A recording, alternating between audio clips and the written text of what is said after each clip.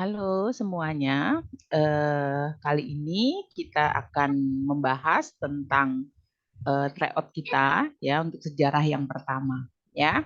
Jadi kita langsung mulai saja untuk pembahasannya. Kita mulai sejarah dulu dan untuk soal yang pertama kita akan lihat ini pertanyaannya ya.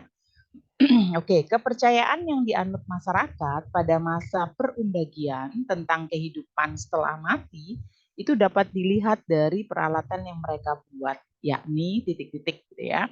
Di sini pilihannya ada kapak corong, ada bejana perunggu, kemudian ada nekara perunggu, ada chopper dan juga ada manik-manik. Berarti kalau untuk dapat menjawab soal ini, kalian harus ingat tentang konsep waktu kelas 10 yaitu tentang zaman praaksara. Di mana zaman praaksara itu adalah zaman sebelum mengenal tulisan. Secara garis besar, zaman praaksara itu terbagi jadi dua, yaitu zaman batu dan zaman logam.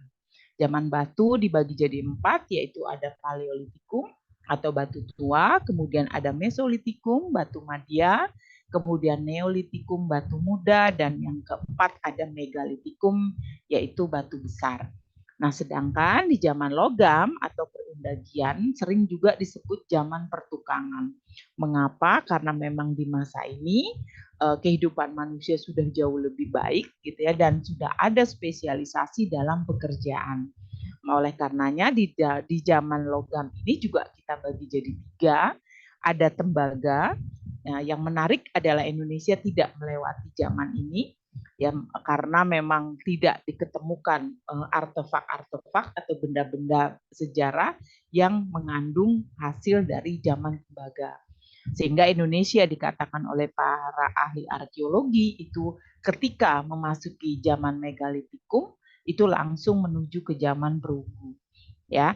Nah, di zaman perunggu ini sering banget disebut sebagai zaman kebudayaan Dongson. Kenapa? Karena di zaman Dongson ini memang banyak sekali temuan-temuan yang persis sama yang ada juga sama kita. Ya, jadi zaman perunggu itu sering disebut juga sebagai kebudayaan Dongson. Kemudian yang ketiga di zaman logam itu adalah zaman besi. Artinya memang manusia itu sudah mampu melebur biji besi ya sehingga akhirnya memang alat-alat yang dihasilkan di zaman ini itu sudah berasal dari besi tadi ya. Jadi kalian paham ini dulu tentang konsep zaman praaksara. Nah, pertanyaannya di dalam nomor 1 itu adalah tentang kapan sih kepercayaan itu mulai dikembangkan, terutama di zaman perundagian. Berarti kalau perundagian kita akan fokus kepada zaman logam berarti ya, di mana tadi zaman logam itu ada zaman tembaga, kemudian perunggu dan juga ada zaman besi. Nah, berarti kita amati nih pilihannya. Kalau kapak corong ini juga sebetulnya adalah hasil zaman perundagian. Cuma persoalannya kapak corong ini adalah hasil yang dulu manusia itu memanfaatkannya adalah untuk bercocok tanam. Ya, lalu bejana perunggu juga sama gitu dia itu untuk membantu mereka ketika mengumpulkan hasil-hasil pertanian mereka. Nah, kalau nekara ini sebetulnya adalah gendang, ya gendang yang waktu itu fungsinya itu adalah untuk meminta hujan. Gitu ya. Jadi ketika manusia melewati ada proses perubahan musim gitu ya, apalagi ketika musim kemarau maka mereka sangat menginginkan adanya hujan dan disitulah kemudian mereka melakukan upacara-upacara terkait dengan permintaan hujan tadi. Nah, chopper ini adalah hasil peninggalan Paleolitikum atau zaman batu. Nah, manik-manik itu juga hasil dari peninggalan zaman perundagian juga. Nah, jadi nomor 1 ini yang tidak boleh kita jawab tentunya adalah chopper. Karena chopper ini jelas salah gitu ya, karena dia zaman batu. Sedangkan di dalam nomor 1 spesifik ada di zaman perundagian. Nah, lalu mana yang terkait dengan ada kepercayaan tentang kehidupan setelah mati? Berarti ini ada satu pemahaman berkaitan dia dengan bagaimana eh, kehidupan manusia begitu ya, ritual kehidupan manusia pada waktu itu yang ditandai dengan adanya perjalanan hidup gitu ya, menuju kepada surga atau sang pencipta. Maka di dalam perundagian itu yang paling benar itu adalah manik-manik.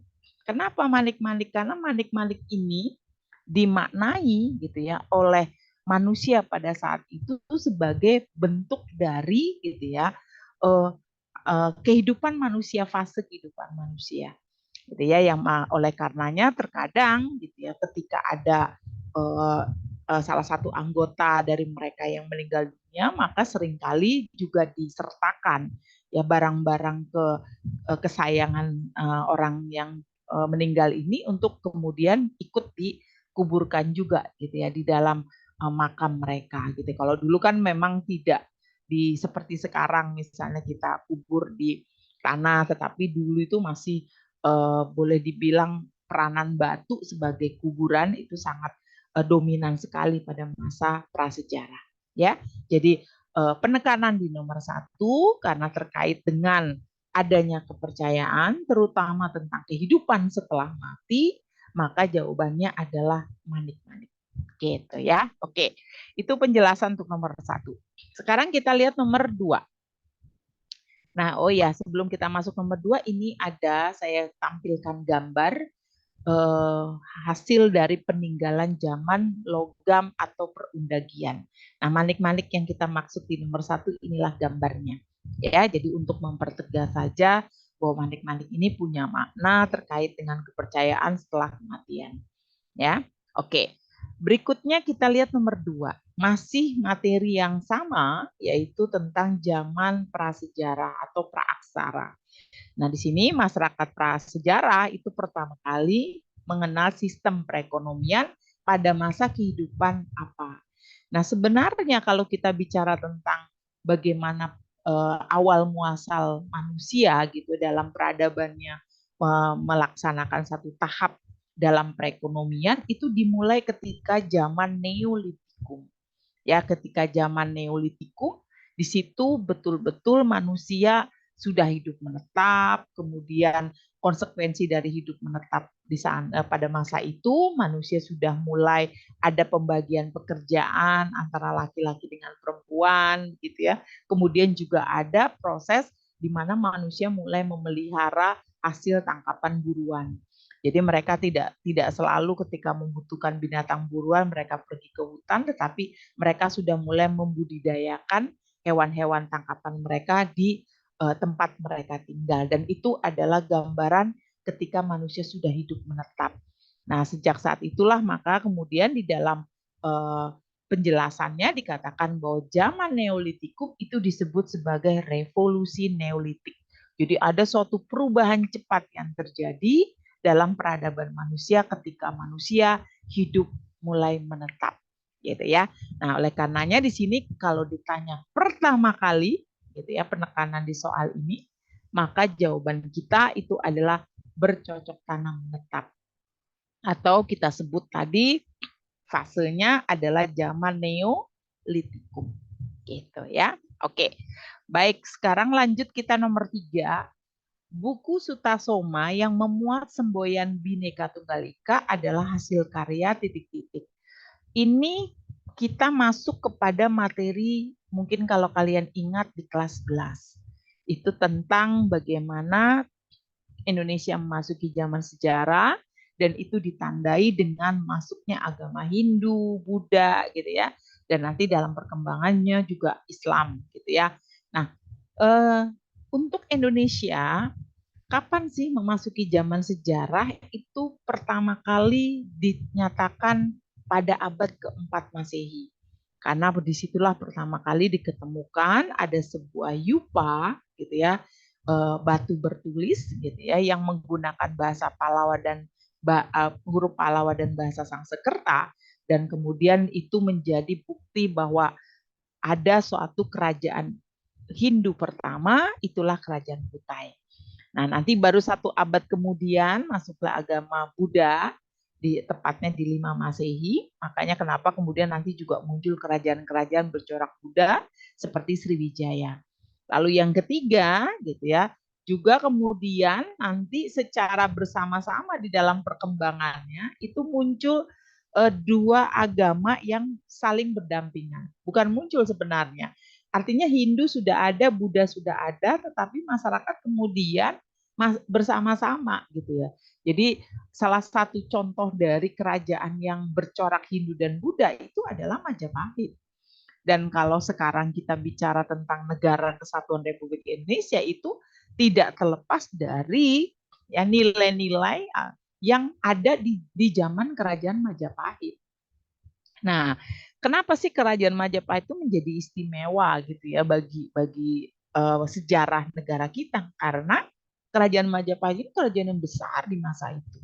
Dan dia mampu mencapai puncak kejayaan ketika Kerajaan Sriwijaya itu punya satu konsep ingin menyatukan Nusantara di bawah kepemimpinan Mahapati Gajah Mada melalui Sumpah Palapanya.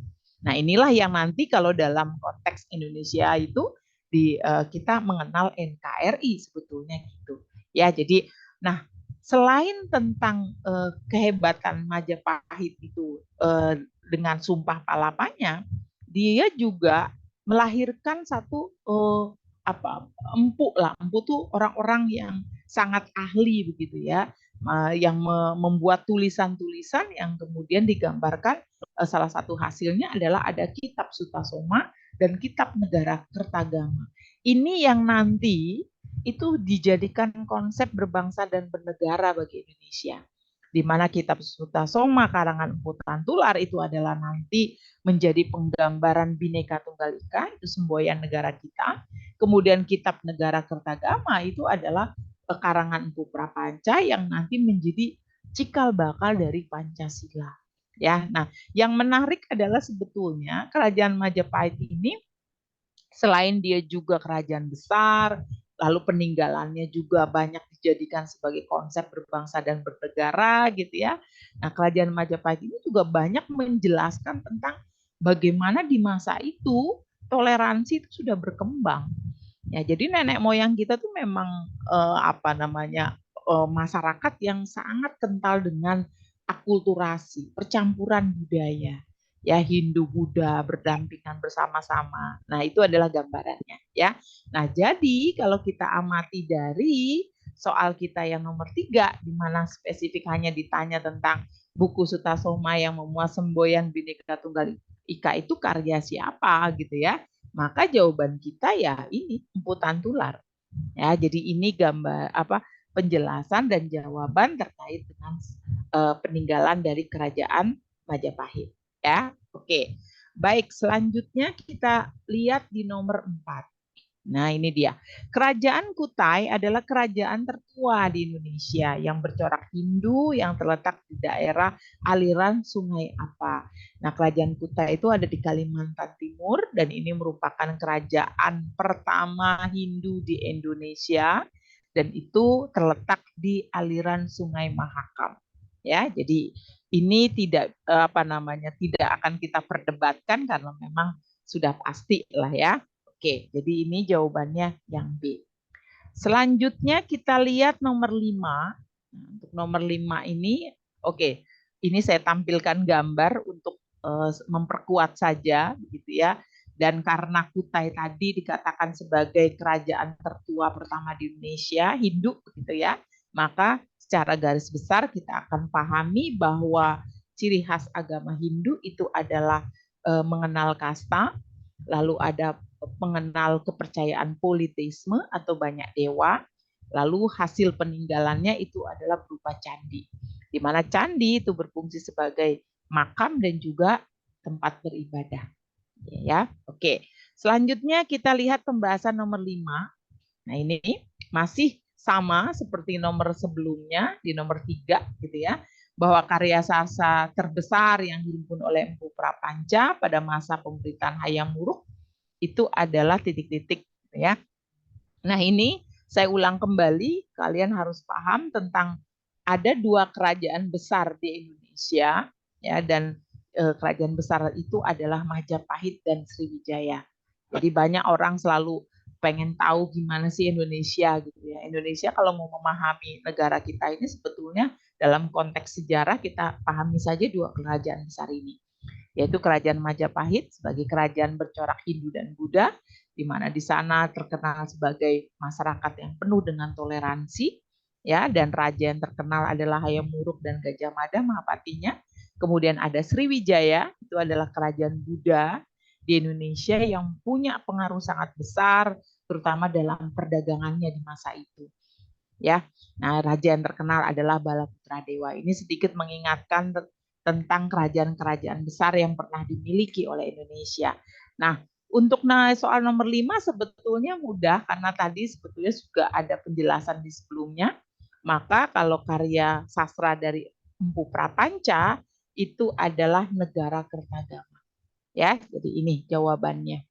Oke, selanjutnya kita lihat nomor 6, pembahasan nomor 6 ini terkait dengan imperialisme modern. Ya, imperialisme itu adalah pandangan ingin menguasai bangsa lain dan waktu itu yang menguasai adalah bangsa Eropa terhadap bangsa di luar Eropa. Ya, sasarannya adalah bangsa Asia dan Afrika tentunya ya. Oke. Nomor 6 itu imperialisme modern itu selalu mencari kawasan pengaruh yang akan digunakan untuk titik-titik. Jadi kamu harus ingat tentang konsep imperialisme. Di mana imperialisme itu terbagi jadi dua, yaitu imperialisme kuno, ini terjadi pada abad 14 Masehi, dan imperialisme modern. Kuno itu terkenal tujuannya 3G, gold, glory, gospel. Gold itu adalah emas, berarti mencari kekayaan, ya, glory mencari kejayaan, gospel itu menyebarkan agama. Jadi tujuan bangsa Eropa pada waktu itu ya menjelajahi samudra, kemudian singgah ke bangsa-bangsa Asia dan Afrika itu adalah 3G. Baru kemudian di abad ke-18 tepatnya setelah revolusi industri itu tujuan mereka berubah, yaitu menjadikan daerah jajahan sebagai penghasil sumber bahan mentah dan kemudian menjadikan daerah jajahan itu sebagai sumber pemasaran. Nah, inilah yang menjadi pembeda gitu ya, tujuan dari imperialisme yang dilakukan oleh bangsa Eropa kepada bangsa di luar Eropa. Nah, untuk nomor 6 yang ditanya adalah imperialisme modern nih. Nah, kalau imperialisme modern berarti tujuannya dua, menjadikan daerah jajahan sebagai sumber bahan mentah dan menjadikan daerah jajahan sebagai sumber pemasaran. Ya, jadi ini jawabannya yang jelas adalah yang B. Ya, sebagai persediaan bahan mentah untuk industrinya. Nah, itu dia ya. Sedangkan kalau yang lainnya ini mungkin bisa jadi hampir misalnya kayak bener nih gitu loh, pasar bagi barang industrinya. Ini bisa jadi benar, cuma yang pertama kali itu adalah persediaan bahan mentah dulu. Ya, baru nanti setelah itu ini. Ya, kalau seandainya ini dua-duanya ada seperti sekarang, ya kita jawab yang utama dulu. Ya, karena langkah yang dilakukan bangsa Eropa itu adalah menjadikan tanah jajahan atau daerah jajahan itu sebagai sumber bahan mentah mereka. Ya, baru setelah itu mereka produksi, baru dijadikan pemasaran. Gitu ya. Oke. Baik. Selanjutnya kita lihat nomor 7. Salah satu dampak kehadiran Portugis dalam keberlangsungan aktivitas perdagangan antar benua yang melibatkan Nusantara adalah titik-titik. Oke, ini berarti berkaitan dengan sejarah datangnya Portugis ke Indonesia. Ya, Portugis adalah bangsa Eropa yang kalau dibandingkan dengan Inggris dan Belanda, maka dia yang pertama memang. Ya, di tahun 1411 Masehi dan dia pertama kali singgah di Malaka. Kenapa di Malaka? Karena di Malaka itulah menjadi pusat perdagangan pada masa itu. Tujuannya hanya dua waktu itu, yaitu mencari rempah-rempah gitu ya. Tetapi lambat laun kemudian akhirnya berubah ingin melakukan monopoli perdagangan. Dan sasaran yang di wilayah yang akan dikuasai Portugis selain Malaka adalah Maluku. Ya, Maluku itu sebagai pusat rempah-rempah pada masa itu. Ya, jadi itu adalah gambaran bagaimana tujuan waktu Portugis datang ke Indonesia itu tidak terlepas dari 3G sebetulnya.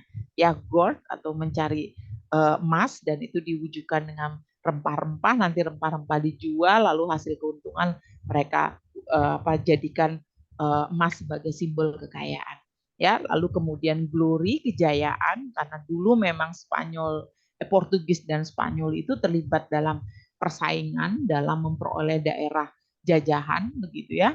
Makanya glory, kejayaan itu menjadi ukurannya, salah satunya adalah siapa yang paling banyak memiliki daerah jajahan. Lalu yang ketiga gospel. Nah, gospel di sini Portugis juga nanti melaksanakan, yaitu dia menyebarkan agama Nasrani, terutama di wilayah Maluku dan Indonesia bagian timur. Itu ya. Nah, apa sih yang kemudian hasil pengaruh dari kekuasaan Portugis yang bisa kita lihat? Yang pertama adalah di Maluku misalnya ya, di Pulau Banda misalnya, kita akan menemukan benteng-benteng pertahanan yang dulu dibangun di zaman Portugis. Ya, kenapa sih Portugis harus membangun benteng pertahanan? Karena memang terjadi persaingan pada saat itu. Ya, persaingan dengan bangsa Eropa lainnya seperti Spanyol, Inggris, dan juga Belanda. Lalu secara kebudayaan terjadi akulturasi, ya, di mana musik keroncong yang sekarang menjadi salah satu musik tradisional Indonesia itu juga merupakan hasil dari percampuran yang berasal dari Portugis. Lalu kemudian nama-nama Portugis itu banyak ya dipakai oleh masyarakat Maluku. Nah, ini adalah pengaruh dari kebudayaan Portugis di Indonesia. Nah, kita coba lihat pertanyaannya.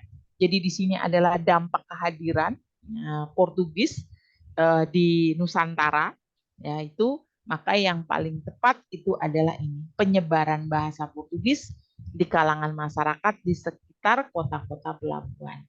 Nah, penyebaran bahasa ini bisa diwujudkan dalam nama-nama orang-orang yang digunakan lah ya, yang berbahasa Portugis. Itu dia ya. Oke, selanjutnya kita lihat nomor 8. Nomor 8 ini terkait dengan model sebab akibat. Jadi kamu harus paham tentang aturan dari petunjuk soal ini. Kalau A itu benar-benar ada hubungan sebab akibat ya, lalu B itu benar-benar tidak ada hubungan sebab akibat, yang C benar salah gitu ya, D salah benar, dan E dua-duanya salah. Nah, sekarang kita lihat nomor 8. Sejumlah perkakas perunggu yang dibuat oleh masyarakat prasejarah Indonesia itu memiliki persamaan dengan jenis perkakas perunggu yang ditemukan di Dong Son, Vietnam. Iya, ini benar.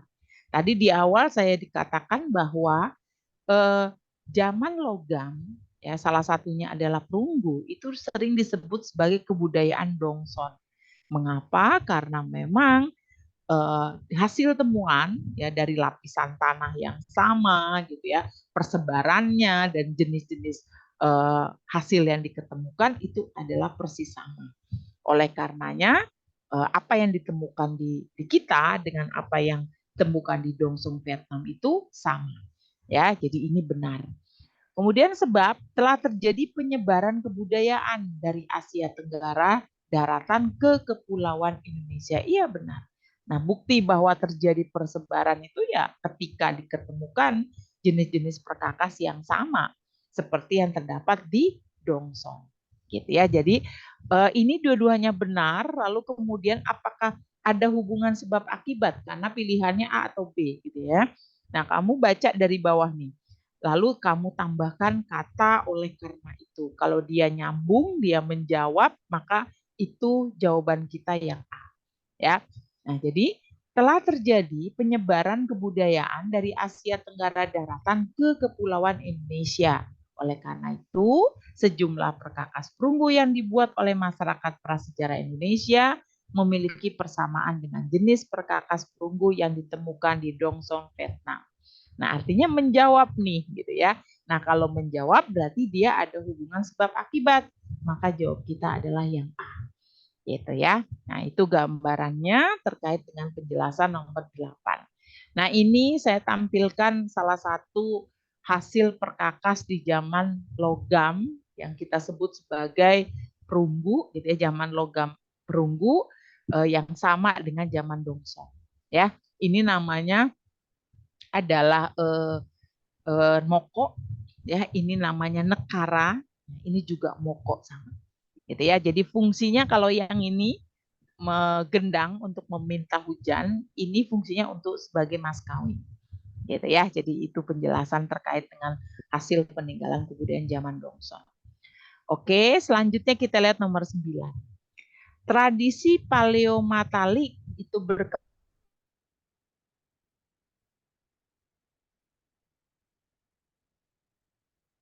tradisi logam awal atau perunggu besi. Ini benar atau salah?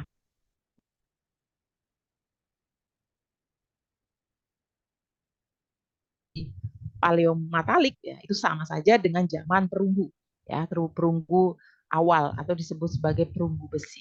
Ya, jadi ini adalah benar. Sebab unsur-unsur penting dalam kehidupan zaman itu, nah zaman itu berarti zaman logam ya, adalah teknologi pembuatan alat-alat logam dan sistem religi yang kompleks. Ya, ini juga benar. Nah, kita tahu memang di zaman logam ini kehidupan religi jauh lebih mengalami perkembangan yang besar, gitu ya, di mana ditandai dengan ditemukannya perkakas-perkakas atau alat-alat yang berasal dari logam dan itu berkaitan dengan sistem religi tadi seperti nekara ya, kemudian manik-manik itu adalah contoh jenis-jenis alat-alat dari logam yang terkait dengan sistem religi. Nah, ini apakah ada hubungan sebab akibat karena dua-duanya udah benar nih. Nah, kita uji dengan kita tambahkan oleh karena itu ya. Nah, unsur-unsur penting dalam kehidupan zaman itu adalah teknologi pembuatan alat-alat logam dan sistem religi yang kompleks. Oleh karena itu, tradisi paleomatalik itu berkembang pada tingkat kehidupan perundagian yang disebut juga sebagai tradisi logam awal atau perunggu besi. Ya, jadi ini menjawab ya, dan ini ada hubungan sebab akibat, maka jawaban kita adalah yang A. Ya, itu penjelasan nomor 9. Selanjutnya kita lihat nomor 10. Nah, ini masuk di zaman ketika ada perlawanan terhadap kolonialisme. Salah satunya adalah Perang Padri di Sumatera Barat. Ya, jadi pertanyaannya, Perang Padri di Sumatera Barat di tahun 1821 sampai 1837 itu bermula dari pertentangan antara kaum Padri dan kaum adat tentang pelaksanaan agama. Jadi kalian harus ingat tentang sejarah mengapa Perang Padri itu terjadi. Jadi memang di awal Perang Padri itu terjadinya antara kaum adat dan kaum santri. Jadi kaum santri melihat bahwa kebiasaan-kebiasaan yang dilakukan kaum adat itu banyak terjadi pelanggaran. Dan situlah awal muasal terjadi konflik di antara mereka. Ya, jadi bermulanya benar antara kaum padri dengan kaum adat. Kaum padri ini sering disebut kaum santri ya, gitu ya. Oke, sebab pemerintah Belanda itu menanamkan kebudayaan barat dengan membantu kaum padri. Salah kalau yang ini. Kenapa kok salah? Karena ya, yang justru pro kepada Belanda di awal-awal itu adalah kaum adat. Karena kaum padri ini adalah kaum santri yang memang pada saat itu menjalankan ajaran-ajaran Islam, gitu ya. Jadi ini pernyataan alasannya menjadi salah, gitu ya. Maka kalau benar dan salah, maka jawaban kita adalah yang C. Itu dia, ya. Oke, selanjutnya kita lihat nomor 11. Nah, nomor 11 petunjuk soal yang akan kita jawab itu kaitannya dengan ini ya. 1, 2, 3 benar itu A, 1, 3 benar B, kemudian 2, 4 benar C, 4 saja D, lalu kalau benar semua adalah E. Nah, yang nomor 11 itu pengaruh seni rupa Cina di Indonesia itu hingga kini masih dapat ditemukan melalui berbagai hasil akulturasi, kecuali. Berarti kita pahami dulu tentang apa sih akulturasi. Akulturasi itu adalah percampuran dua budaya di mana budaya aslinya itu tidak hilang. Ya, justru malah berdampingan bersama-sama. Ya, jadi itu konsep dari akulturasi. Nah, Cina, India, gitu, Arab itu adalah tiga bangsa yang banyak banget akulturasinya di negara kita. Ya, apalagi Cina. Cina itu sektor karena sektor perdagangan gitu ya, terutama daerah-daerah pesisir itu banyak banget pengaruh dari Cina. Dan itu bisa kita buktikan dari hasil-hasil budaya yang ada. Gitu ya. Nah, kita lihat di sini bidang desain furniture yang terkenal dengan sebutan Qiuming, ya ini juga apa namanya sangat dipengaruhi sekali oleh Cina. Ya seperti misalnya relief-relief di apa di sebuah karya misalnya ya itu banyak pengaruh dari Cina. Lalu motif batu karang dan mega dalam batik Cirebon, batik pesisiran kalau kita suka bilang itu juga banyak dipengaruhi ya oleh batik Cina. Biasanya warnanya akan lebih terang, yaitu contoh dari pengaruh Cina di daerah pesisir untuk batiknya, motifnya ya. Kemudian yang ketiga arsitektur masjid di Indonesia itu juga menjadikan akulturasi gitu ya antara Cina dengan Indonesia. Dan yang tidak itu sebetulnya adalah yang ini, yang empat ini. Ya karena candi itu adalah murni dari hasil peninggalan Hindu. Ya, jadi peninggalan Hindu. Nah, ini yang bukan merupakan peninggalan dari Cina. Apakah di Cina tidak ada Hindu? Gitu. Cina itu secara kepercayaan dia adalah agama Buddha. Jadi kalau dalam konteks kita mempelajari bagaimana persebaran agama Hindu dan Buddha, maka Cina itu termasuk kena pengaruh dari agama dari Buddha, bukannya Hindu gitu ya. Oke. Baik, jadi kalau 4 saja, maka jawaban kita adalah B. Nah, gitu ya. Oke, selanjutnya kita lihat nomor berikutnya, 12. Nah, nomor 12 ini tentang isi pokok dalam perjanjian Giyanti. Berarti materi yang harus kamu ingat adalah tentang perlawanan kerajaan-kerajaan di Indonesia terhadap VOC.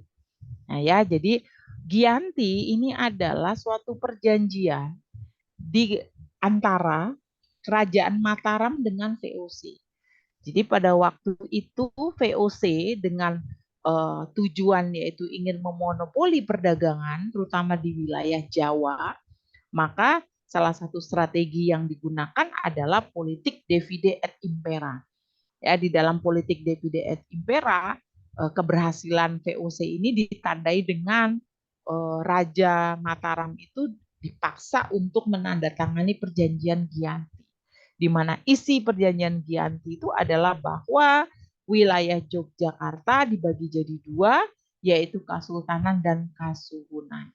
Ya, jadi ini 4 saja yang benar gitu ya, maka jawaban kita adalah D. Ya, jadi ini isi dari perjanjian Giyanti. Oke. 13 kita lihat di bawah pimpinan Sultan Hasanuddin Makassar itu saya ulang, di bawah pimpinan Sultan Hasanuddin Makassar itu menentang monopoli Belanda sehingga terjadi peperangan. Belanda di bawah pimpinan Cornelis Spelman itu bersekutu dengan Arupalaka dan berhasil mengalahkan Sultan Hasanuddin dan diakhiri dengan perjanjian Bongaya. Ya, jadi perjanjian Bongaya ini adalah perjanjian antara Sultan Hasanuddin dengan Belanda pada masa itu melalui pengkhianatan yang dilakukan oleh Arupalaka. Karena secara diam-diam Arupalaka kemudian bersekutu dengan Belanda untuk mengalahkan Sultan Hasanuddin. Nah, isi dari perjanjian Bongaya itu adalah satu, itu benar VOC memperoleh monopoli perdagangan di Makassar, ya. Lalu 2, VOC dapat mendirikan benteng di Makassar. Kemudian 3, Makassar harus melepaskan Bone sebagai jajahannya. Dan yang keempat, Arupalaka diakui sebagai Raja Bone. Ini semua adalah isi dari perjanjian Bongaya. Ya, maka jawaban kita itu adalah yang E. Gitu. Ya, jadi apa sih makna yang bisa kita ambil dari peristiwa ini sebetulnya adalah bahwa keberhasilan Belanda dalam memecah belah dan Arupalaka dengan Hasanuddin ini kan saudara mereka. Ya, lalu dimanfaatkanlah Arupalaka yang haus akan kekuasaan ya untuk kemudian mengalahkan Sultan Hasanuddin. Ya, itu sehingga bukti kekalahan dari Makassar itu yaitu perjanjian Bongaya. Baik, selanjutnya nomor 14 kita lihat. Pada permulaan abad ke-20, pemerintah Hindia Belanda itu memindahkan penduduk Jawa ke Sumatera. Tindakan ini dilakukan karena Belanda titik-titik. Oke ya. Jadi ini konteksnya adalah pada waktu itu di abad ke-20 Belanda ingin membangun satu liberalisasi terkait dengan pembangunan industri. Ya, jadi ketika diterapkannya revolusi agraria, ya kemudian juga efek dari revolusi agraria melahirkan industri-industri perkebunan, maka mau tidak mau Belanda kan membutuhkan tenaga kerja. Nah, sedangkan pada masa itu di Indonesia penduduk yang paling banyak tuh adanya di Jawa. Sehingga dilakukanlah kemudian migrasi gitu, pemindahan ya dengan maksud agar kebutuhan akan tenaga kerja di perkebunan-perkebunan di Sumatera terutama itu bisa terisi dari tenaga kerja yang berasal dari Jawa. Itu dia ya. Jadi kalau ditanya apa tindakan dilakukan Belanda ini sebetulnya adalah tujuannya apa sih gitu ya. Nah, ini sebenarnya yang pertama adalah melaksanakan politik etika, politik balas budi. Kamu harus ingat tentang isi dari politik balas budi. Politik balas budi itu isinya adalah yang pertama edukasi, gitu ya. Nah, edukasi, kemudian yang kedua itu ada irigasi, ya. Lalu yang ketiga itu ada migrasi. Nah, migrasi inilah yang masuk di dalam pemindahan penduduk ini. Nah, jadi migrasi ini menjadi salah satu konsekuensi dari dipindahkannya penduduk dari Jawa ke Sumatera untuk dijadikan buruh-buruh perkebunan oleh orang-orang Belanda. Ya, lalu kemudian apakah ingin melaksanakan politik asimilasi? Enggak. Asimilasi itu kan pembauran, gitu ya. Lalu untuk kepentingan perusahaan, iya, ini benar. Karena lagi-lagi ini adalah konsekuensi dari ya diterapkannya undang-undang agraria. Gitu ya. Jadi 1 dan 3 benar, maka jawaban kita adalah yang B, yang paling benar, ya. Oke, terakhir nomor 15. Kita lihat di sini. Oh, ini ada penjelasannya terkait dengan tadi politik etis ya. 15, diterapkannya Undang-Undang Agraria pada tahun 1870 itu pada dasarnya dimaksudkan untuk apa? Ya, kita lihat sebetulnya tujuan maksud dari Undang-Undang Agraria itu adalah ini. Memudahkan akses bagi persewaan tanah demi kepentingan pengusaha swasta Eropa, karena inti dari Undang-Undang Agraria itu ada liberalisasi, ya. Lalu kemudian melindungi hak milik tanah pertanian dan kaum penyewa tanah Eropa. Ya, jadi intisari dari pelaksanaan Undang-Undang Agraria itu sebetulnya adalah pelaksanaan liberalisasi. Ya, di mana itu kemudian mendorong investor-investor asing ya yang berasal dari pengusaha-pengusaha swasta Eropa itu untuk boleh masuk ke Indonesia menyewa tanah-tanah milik Indonesia yang nanti kemudian digarap oleh pengusaha swasta Eropa. Ya, jadi itu terkait dengan pelaksanaan Undang-Undang Agraria tahun 1870. Jadi kalau 2 dan 4 yang benar, maka jawaban kita adalah yang C. Ya. Oke, ini penjelasan detailnya ya terkait dengan bagaimana kebijakan-kebijakan waktu Belanda berkuasa di Indonesia. Dan yang terakhir itu di masa Undang-Undang Agraria 1870 tadi. Oke, demikianlah untuk pembahasan kita yang sejarah satunya. Nah, kita nanti akan bahas kembali untuk pembahasan berikutnya. Terima kasih.